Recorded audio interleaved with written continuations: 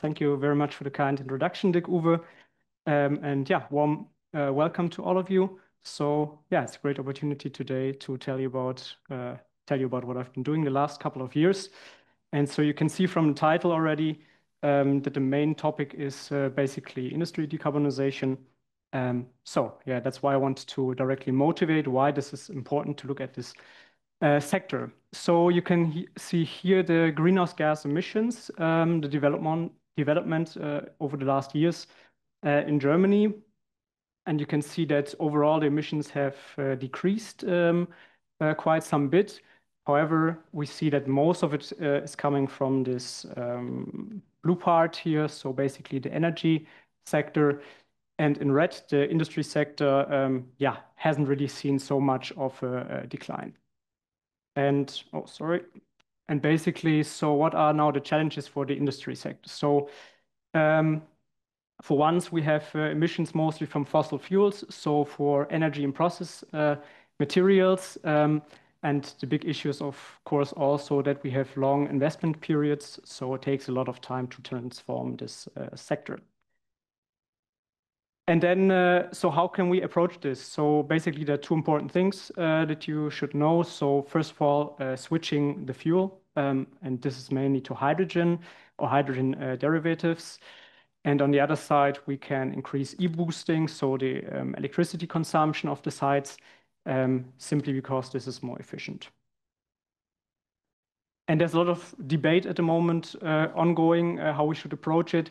We see some cases where even projects are stopped at the moment a lot, especially in the hydrogen domain.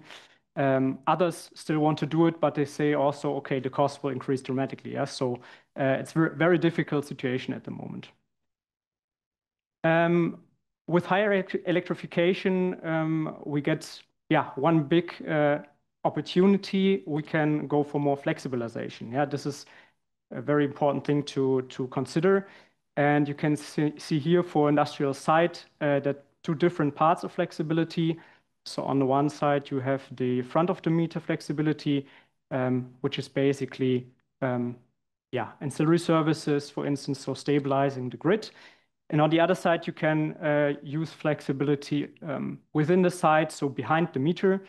And this would be load regarding, so peak shaving, for instance, or peak shifting or load shifting. And so one important component that enables this flexibility is battery storage systems. You can see here the development in the chart for Germany, and we can see, that the capacity has increased quite a bit in the last years. So we really see a big market growth. And now this is the big opportunity for us to use this and combine flexibility within industrial sites to reduce cost. And with this being said, I want to show you a little bit what use case I've been looking at in my thesis. So this is basically here the glassworks site of Saint-Gobain in Herzogenrath, which is close to Aachen. You can see here basically, first of all, high emissions, so 91 kilotons with about 400 gigawatt hours of consumption. And so basically here on this part, you have the furnace where the raw materials are melted, and this is where you have the highest actually CO2 emissions from the combustion of natural gas. And then you have also here this CHP plant. So this provides thermal energy to the manufacturing halls. Yeah, so also big polluter in this regard. The site is actually has one of the biggest furnaces in Germany. We have the problem with the furnaces that they cannot be replaced quickly. Yeah, so we need to wait 20 to 30 years because they're running 24/7. Yeah, and they cannot be cooled down.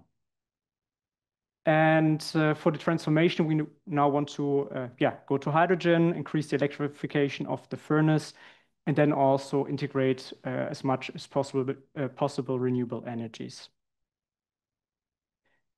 So how do we want to achieve this? So we have this target of decarbonization and also increasing flexibilization.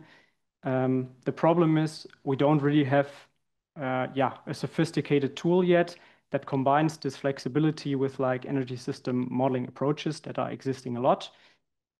So the solution is to build a new model integrating these two things, yeah, in one model and using state-of-the-art modeling techniques. So we don't want to invent new modeling techniques. That's for the mathematics, but we want to integrate different approaches here from the modeling. Important requirements are solvability. So the model becomes quite large, so we need to see how to solve it. Accuracy, so how accurate do we really want to have the components, or how accurate do they need to be? Modularity would be that we want to apply it to, of course, not only this one side, but also other sides. And flexibility, as I said, probably the most important aspect of this new tool. And so with this, we can ask ourselves some research questions that we want to solve with this model. So basically, how can we most cost effectively decarbonize the site? What is the best source for green hydrogen? And also, what is actually the added value with when we exploit this flexibility I'm talking about? So let's move to, basically a concept. So how can we now do this for the site?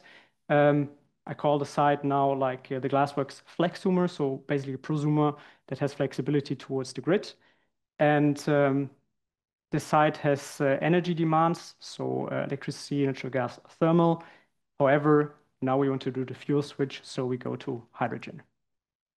Then we can supply the energy by outside of the site. We can go to the wholesale markets. We can use PPAs. This is a contracting type for renewable energy, which I will come to in a second.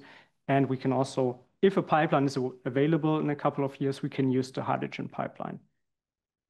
We can also, of course, we should look at the site itself, so renewable generation on site.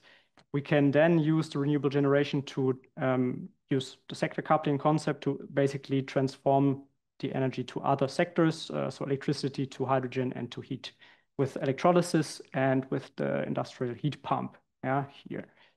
And then storage is a big part, of course, that gives additional flexibility to use this sector coupling whenever we need it.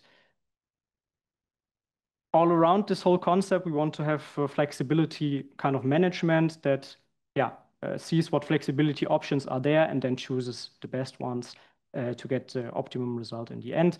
For flexibility, we look particularly on the ancillary services, for instance, which is the grid services to stabilize the frequency. And very important also with flexibility is peak shaving. So at the grid connection point here, we want to see that we reduce the power peaks in the end, because as we will see later on, this is very beneficial. And then we can ask ourselves, so what are possible sources for green electricity? So we can, on the one side, go to the wholesale and purchase future contracts. So basically contracts for a long duration with fixed price. And then we can also go to power purchase agreements. And this is bilateral contracts. So not market-based as the wholesale, but can be very individual between industry and renewable energy producer. There are a couple of concepts in this. So as I said, it can be very individual, but there's kind of the concept of baseload PPAs. So baseload is kind of, you have the same availability all the time. You can have pay-as-produced PPAs. So that would, for instance, be solar, where you have different availability throughout the day and no availability in the night, basically. Then you can there's also the question, where's the PPA placed? Can be on-site, off-site. And very important for the green hydrogen production, the PPAs have to be actually in the same bidding zone. So that would be Germany in this case. So you cannot place it in Belgium, for instance. And then we have we can use the renewable energy now to then produce hydrogen. And this is basically, we can combine it with battery storage to smooth the profile a little bit. And then we can supply an electrolysis system plus storage to get the green hydrogen. What technologies do I want to look at or focus on today? So on the one side, the alkaline water electrolysis, which is a very mature technology, has been around for several decades. It's is basically downside is that it's a bit bigger, yeah, because we have low current densities. The proton exchange membrane, this has been talked about a lot in the last couple of years. However, not many projects been realized yet, and is less commercialized than the AWE. And particularity is that it has higher current density, so it's a more compact system and can do higher dynamic operations. And then, yeah, we need to ask ourselves what are the flexibility options that we can now go for with the battery storage. So I want to focus on two specific ones. So the one is going to the spot market and do trading. So basically, you can see here down in the graph, varying electricity price, and you would then buy when the price is low and sell when it's high. So discharging for the storage, and then use the spread in between. You can go to different markets. Intraday continuous would be, yeah, basically until 5 minutes of delivery. So you are very flexible in using this market. And then on the other side, you can use the ancillary services. So this is, as I said, stabilizing the grid frequency. Those products, there are two actually relevant at the moment. So this is the FCR market, primary control reserve, and you have the secondary reserve with the AFR. Difference is for FCR, you're a little bit more, well, it's less flexible. Yeah, you have one product only, and you have to be symmetric in positive, negative direction. With AFR, you can be more flexible in this regard. Yeah, you have different products for positive, negative, and for capacity and energy provision. So, and now let's put all of this into a model. Yeah, so what did I actually do, what did I develop in the thesis? So basically, I used the focus framework, which has been developed in last couple of years at the institute. And this is a tool that is based on mixed interlinear programming, the most common technique actually in optimization for energy systems at the moment. We want to minimize the cost of the system most of the time. It's very modular. You can apply it to households, industry, districts, and we have a variable time resolution, but yeah, we'll stick with the 15 minutes, which is the typical resolution for energy systems. And to this model, I've done major extensions. So basically adding dynamic electrolysis model. I extended the EMS for the flexibility part. I integrated new components. So basically, well, mostly FCR, AFR, and also all the other flexibility components. And also I used some approaches from literature, so rolling horizon and time step clustering, to make this model solvable in the end, yeah, because it gets quite large after a while.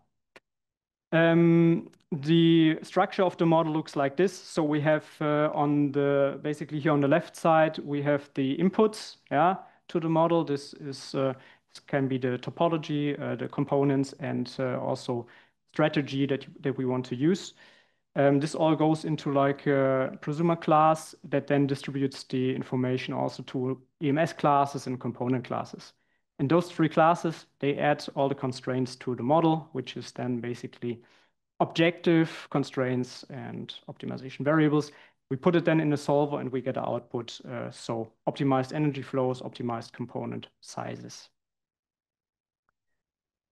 And the central part, of course, of the model is the objective function. And I've just written it down here. So we have two strategies that we want to look at. So S1 and S2, basically. S1 is the strategy without peak shaving. So we minimize annuity without peak shaving. The other one is including peak shaving. Yeah? And then we build the sum over, well, all the time steps of 1 year time horizon. We have sum over all components. For the components, we have CapEx, so annualized cost basically, and fixed operational cost. For OpEx, that's mainly energy purchasing cost or selling energy to markets. We have revenues from the flexibility markets, and for instance, also emission costs. Yeah. And then for the second strategy, we add also the peak power constraint. So we then have like a peak power price, and we multiply it with the highest peak within 15 minutes within a year, yeah, to get our peak power cost. Then some words about the electrolysis system modeling. So for the electrolysis system, three modes were implemented. So on, off, and standby. The system can switch between them basically and have some delay times in between. And then we have linearization of the efficiency curve, which is the most pressing feature here. So typical curve for electrolysis systems. So first of all, the efficiency goes up until like kind of half of the nominal power, and then it decreases again. Yeah, so those two areas are modeled in this regard. And then we need, of course, also the EMS to ensure that some requirements or regulations are met. The most important regulation that you should remember here is the RID, yeah, so the Renewable Energy Directive of the European Union. And within this directive, we have to do ensure temporal matching of PPA generation electrolysis consumption. Yeah, so that we kind of always supply our electrolysis system with renewable energy.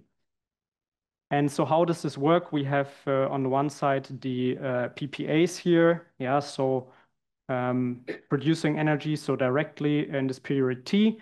We have some energy that's maybe stored in a battery, and then we have the consumption of the electrolysis, and we need to ensure that basically the electrolysis consumption is always smaller or equal than the amount that's available from the PPAs during period T.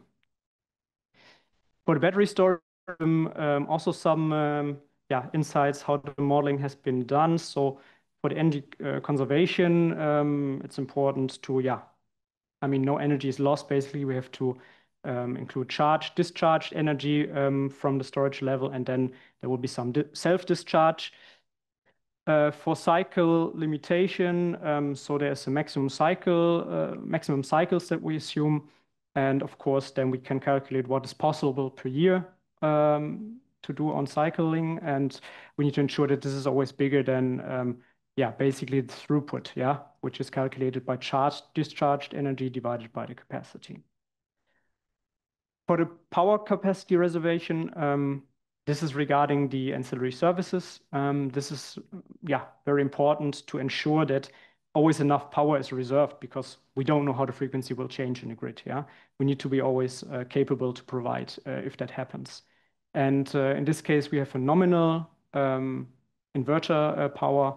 We have an input power for the inverter, and the input power needs to be smaller than the nominal power minus the reserved capacity for AFR and FCR. And the last one is energy capacity reservation. So also for ancillary service, we need to ensure that enough energy is in the storage, basically. So we have a stored energy that must be bigger than what is positively reserved for AFR and FCR. So positive basically means discharging the storage. And then we have the negative part also charging the storage, and that must be smaller than, of course, the remaining the open capacity that is available in the storage system. Yes, and so this is the model, and we now can feed the model with parameters. So what was actually put into the model? So basically, first we need to define the setup of the energy system. You can see, or there will be three setups that were considered. So the first one is status quo, rebuilding the natural gas furnace. As a comparison, we can see here is the grid side on the left side. We have a balancing circle and wholesale markets connected to it. Then we have the grid connection point with a central bus bar, which is just a modeling element. And then we have the site back here, so consumptions. And also we have here a natural gas pipeline supplying the natural gas furnace here. Yeah? An e-boiler is used for the thermal demand in this model. Then we have the second option, which is hydrogen from pipeline. So basically, same setup here at the beginning.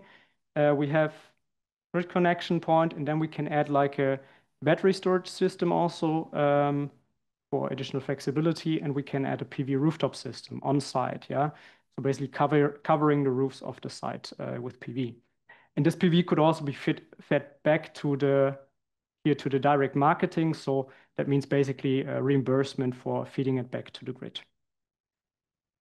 And then on the other side, well, it stays pretty much the same. So only we change now that the source here from natural gas to hydrogen. and the rest of the model is equal. And then the most complex setup is with the electrolysis system. So basically, in this regard, we have then more flexibility on the side here. So we have the ancillary services and we have PPAs to supply the electrolysis. Then we have the same elements, so grid connection, battery, and PV rooftop. And this is the central part then with the electrolysis. We have either the alkaline water or the PEM electrolysis that then produces H2 that can be stored also via compressor in H2 storage. The heat of the electrolysis is also then further used with a heat pump, to increase efficiency of the electrolysis system. And then we supply, the furnace and the electricity demand up here. And then we need to define, of course, scenarios. So what are the scenarios that we have been looking at? So basically, there's a present scenario for 2024. This is the electrolysis system only scenario. So we have basically, we have only the electrolysis that we can use because there's no pipeline yet, as we know as of today. For the RED 2, we need to ensure the monthly matching, which is a little bit less strict. And there's some exemptions for the electrolysis that exist today that we can use. Then we have also scenario assumption for 2030. This is either electrolysis system or pipeline. And then we have to ensure hourly correlation. So this is then more strict in regard of the production of hydrogen. For 2037, however, this is then reversed again because then we assume that we have a decarbonized grid. So we can simply just use the grid and don't have to look at the correlation anymore. We have also some assumptions for energy prices, so always a high, mid, and low assumption. And as you can see, for hydropower futures, we assume like decreasing trend for the mid assumption. We have natural gas assumption that the price increases actually until 2030 as of supply deficits, and then will decrease again. For green hydrogen, we assume prices between 5 to 6 euros per kilogram. And certificate cost, they are expected to rise until 2037 to 200 euros per ton for the mid scenario. And then let me also show you a little bit about model inputs on the time scale. So we have some time series for energy demands. We have historic demands for that were measured by the site operator Saint-Gobain. And then we have future data for the hydrogen furnace that was, we used the model by thermodynamic model by Jost et al. For this that actually is applied to the same furnace. And then we have very important two different setups of the hydrogen furnace. So one with low electrification, 8 megawatt, and one with high electrification, 20 megawatt. This is very important because we will distinguish between those two in the results. And when you now look at the inputs, you can see natural gas. This is basically the measured values, the historic data for the natural gas furnace. You can see some electricity demand up here, for other demands of the site. And when we now look at the first hydrogen case in the middle, you can see this is the low electrification, so we have a lot of hydrogen that we need. And for the high case, for the high electrification case, we need significantly less hydrogen. So this is basically the difference between those three furnace designs. And also important to mention for PPAs, we optimize some portfolios using the tool Brooksch et al., which is a stochastic optimization. So basically considering different weather years. So we always can supply the site no matter which weather year we have. This is basically the idea about it.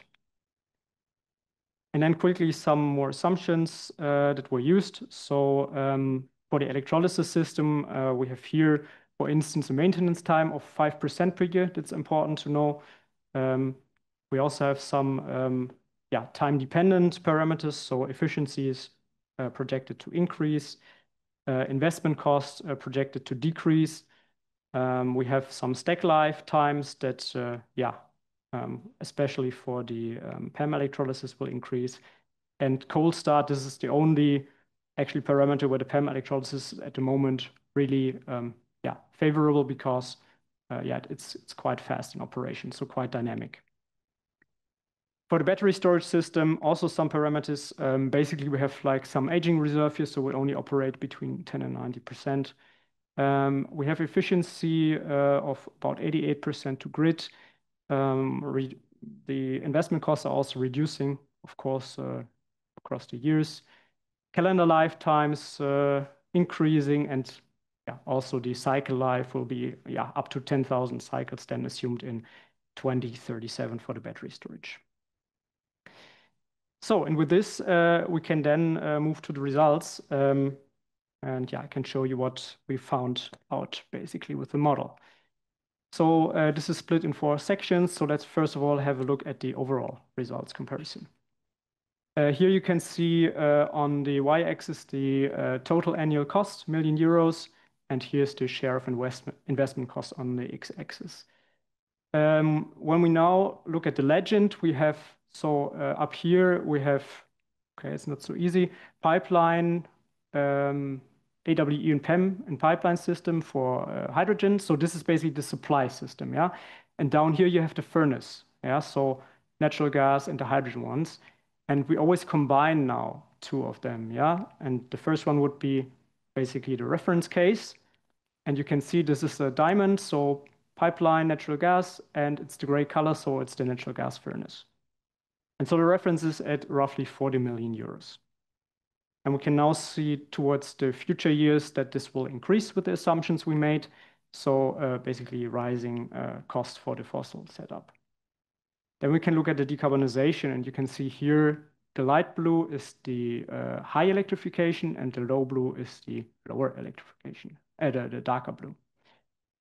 And this means, or we can clearly see that high electrification is highly beneficial in this case. Yeah, so we should definitely go for the higher electrification. Also, we can see that the alkaline water electrolysis has a way better performance than the PEM electrolysis.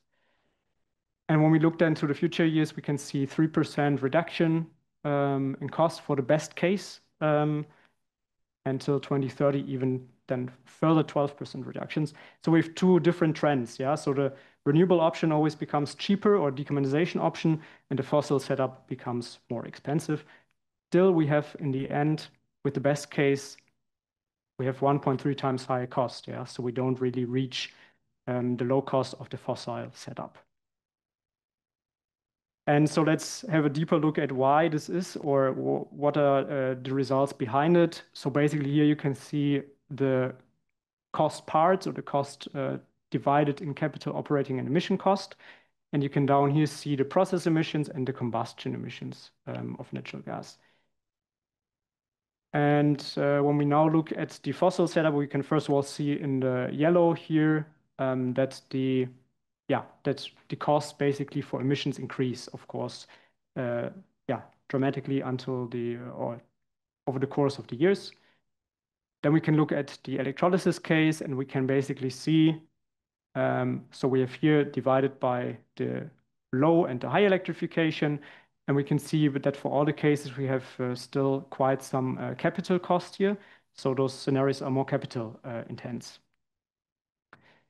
For the pipeline connection, it's less capital cost, but more operating cost. And we can see with the whiskers, this is the difference between high and low energy scenarios.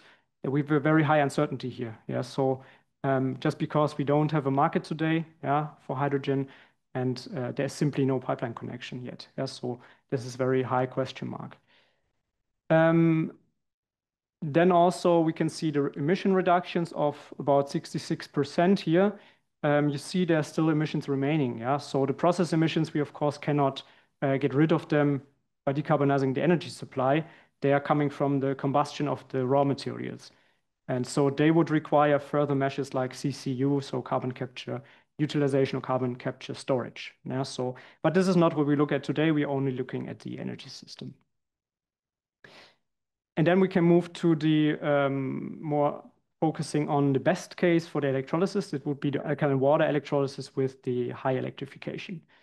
You can see here the breakdown of cost for the basically for the capital cost.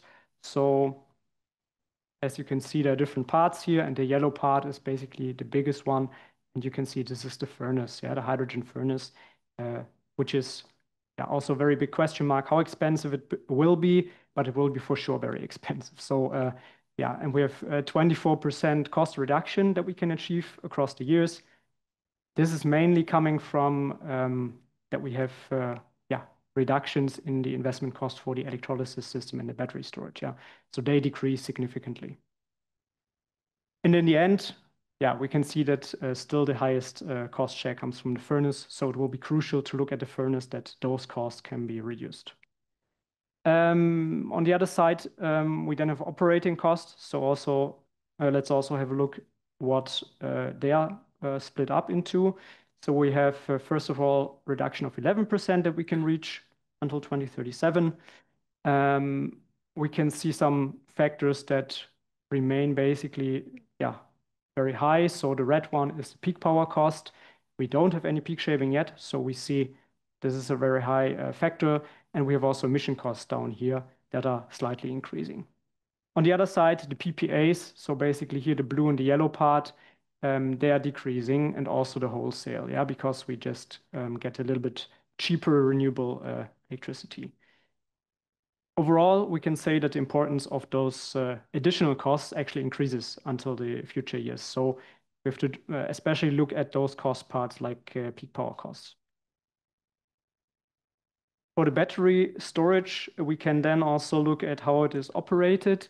So basically, you can see here the average SOE basically. So on the x-axis, you have the time of the day, and here you have the month of the year. And you can see each box is basically just the average of the combination of both. And when you now look at how the operation looks like, so this is a typical seasonal characteristic which you would get with solar PV storage. Yeah, so it is charged basically around noon, and then around 4 p.m. we reach the maximum SOE.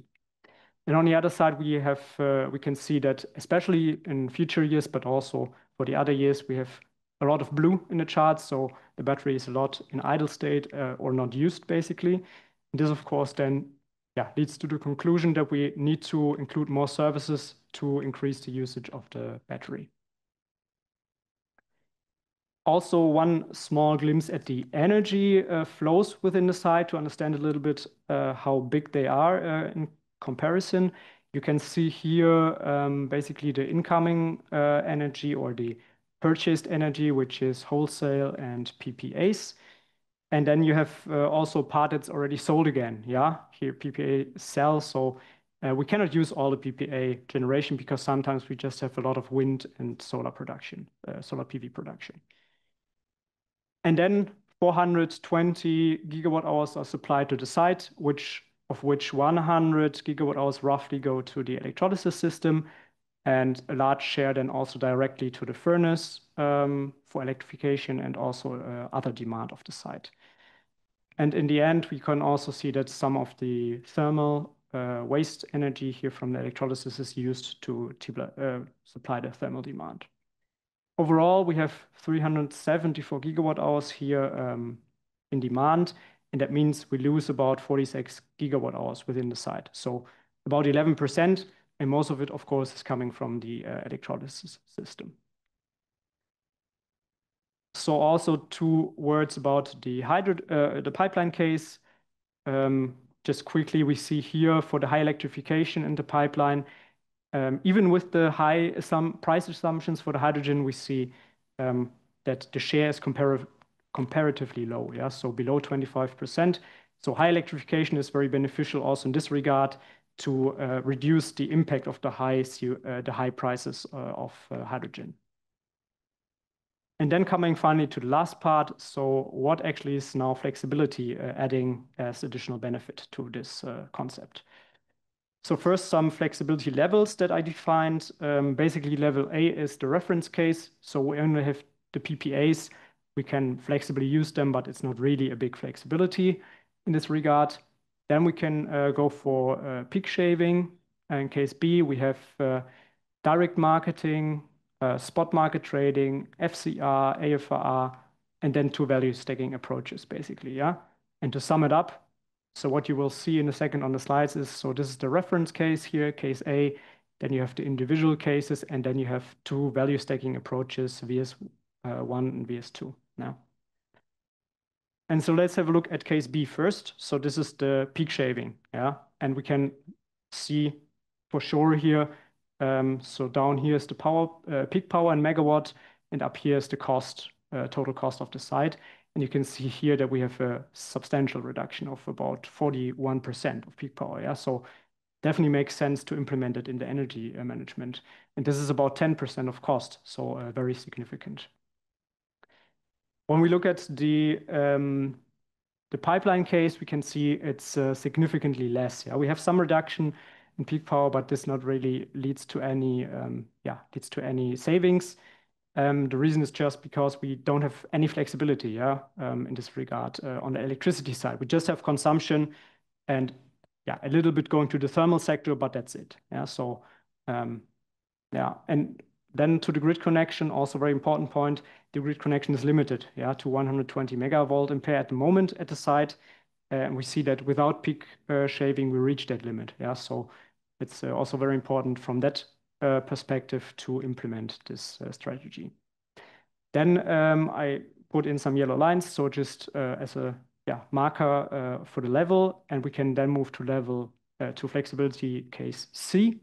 This is now adding PV rooftop system, so we're covering all the roofs with PV, and we can use then the direct marketing mechanism to sell this also to the market. And you can see here for sure we have also additional reductions, especially in those cases here. The PV rooftop system is actually sized always to the maximum, so it's definitely beneficial in this regard. And for this side, it's very good to consider this because actually the highest power peaks, they always occur around noon. So the PV system basically acts as a peak shaving unit, yeah, so reducing the peak power of the site, yeah. So this correlation is very beneficial. And also we see that only small part is actually self-consumed, so most of it is actually sold to the direct marketing. For the pipeline case, we see again lower flexibility leads to only very minor reductions in cost. And then let me finally come to the, I guess, most interesting case in comparing the flexibility levels. Yeah. So here you can see the total cost again. You can here see how the costs are split up in the different parts. And you can see here the flexibility cases down here. Yeah. So this is the reference case A, so no flexibility, and VS1, VS2, this is the value stacking approaches. And so first of all, we can see here, yeah, we have with the value stacking approaches, the highest reductions of up to 20%, actually. So this means combining markets definitely has a benefit in this regard. Yeah, so also because it's just safer to not only rely on one market, of course. For the FCR case, you can see here for the E case that the reduction is less than for the AFR case in F. So basically, we can see from that the FCR market, simply because it's less flexible, is less suited for such a setup, yeah, because we use the storage also for the PPAs, so we cannot reserve all the time the full capacity. For AFR, we also, it's important to notice that we modeled a price position of 20%. So we assume we always hit basically the price where 20% are better than us and 80% are below us with the higher than us with the price. And with this, we can see that the split of the revenue, you can see it here for the AFR in the purple colors, light and the darker purple, that this is about equal. Yeah, so we kind of split also the revenues across the markets, which is kind of beneficial. And then basically same setup, but now we look at the cycling for the storage. So this is the full cycles per day that we have. And up here you can see the battery capacity basically. And first of all, we can see that the cycling is not really increasing that much for most cases. We have typically below the 300 equivalent full cycles, so yeah, less even than one cycle per day, which is not really that much.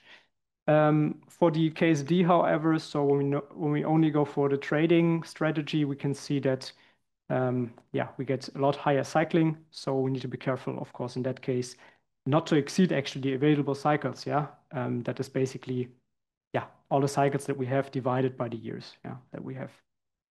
And then combining spot markets. Yeah, so you can see here for the VS1, VS2. So those cases, we don't really have that much higher cycling, but we use the markets or have revenues across all markets. So actually, it's really beneficial. Yeah, we don't really put additional stress on the battery, but increase our revenues. And then one last point. So we have here also microcycling indicated. So that was implemented in the model to see if that really makes a big influence. Basically, we have a 50-minute model resolution, and there's also some cycling happening in between, yeah, because every second the frequency changes and we have to adjust to it, yeah, with the battery. And so this makes up for some additional cycling, but we see for FCR, this is the biggest part here, but compared to AFR bigger, but it's not really that significant. So it's maybe safe to say that you could also, yeah, leave that out of the model and we still would have a good result. Yeah, so with this, let me come to the conclusions. So we had 3 questions that were postulated. So let's come back to them. First of all, what is the most cost-effective way to decarbonize the site? We have seen from the results that mainly we have to see that we use possibly most highest furnace electrification because it's just simply more efficient. And also utilizing PPAs is very important, yeah, because they provide cheap renewable energy. Of course, you have then flexible generation. You have to adjust to this, but yeah, when you do it, then you have a good case. However, still we have 1.3 times higher cost, yeah, without the flexibility. So this is still some significant gap that we need to close. Second question was where to obtain the green hydrogen from. We have seen that electrolysis, for electrolysis, the PEM electrolysis was not really competitive to the alkaline water from the cost perspective. And we could also see that the pipeline was on a similar level. However, as I said, like the prices are really uncertain for hydrogen from a pipeline in future. So we don't really know how the market will develop. And also there is simply no hydrogen network. So we're working on the core network in Germany, but we don't know if it will be available in 2030. Yeah, so that's a big question mark. And the third question was actually then what is the actual benefit of flexibility? We saw that yeah, going to value staking approaches makes sense because then we can reduce the cost up to 19% for the high electrification case. We have to say this is, of course, this was for the year 2024, yeah, because we don't know how the markets will develop. For FCR, we don't have prices for future years. So basically, this also means there's a question mark to it, but we should go for it and also consider this in the future setup. Maybe one word about that. So we have put the battery now on the industrial side. We could also put it at the PPA, yeah. But I think it's better to put it at the industrial side because there we need to see that we're cost competitive in the end, yeah, because they need to see that they can reduce the cost to reach same values as the fossil setup. And then some improvements that could be made. So basically, we could validate this approach for other sites. What wasn't included is flexibility for electrolysis with regard to marketing it on the FCR, for instance. We could go for more sophisticated trading strategies. That was a very simple approach that I used, but you could also do like basically financial trading. And the last point is we could also use maybe another model approach because I've seen the model became quite big, so difficult to solve. And with heuristics and maybe a rule-based approach, it could also be a solution to this problem. Yeah, and with this, Thank you very much for your attention, and I'm open for discussions.